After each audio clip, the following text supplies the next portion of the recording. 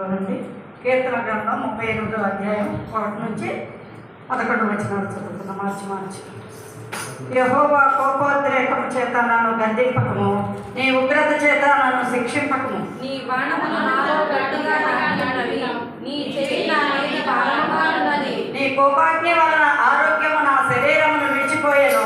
నా పాపమును బట్టి నా ఎముకలలో స్వస్థత లేదు. నా దోషములు నా తల మీదగా ఉండిపోయినవి, నేను లేని బరువులే నా మీద మోయబడినవి.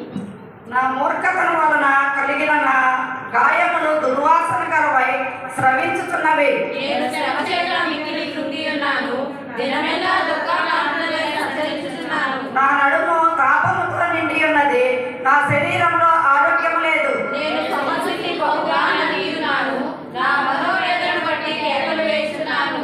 ప్రభువా, నా అభిలాష అంతయు నీకే కనబడుచున్నది. నా నిట్టూర్పులు నీకు దాచబడి ఉండలేదు. నా గుండె కొట్టుకొనుచున్నది, నా మనసు నన్ను విడిచిపోయెను. నా కను దృష్టియు తప్పిపోయెను.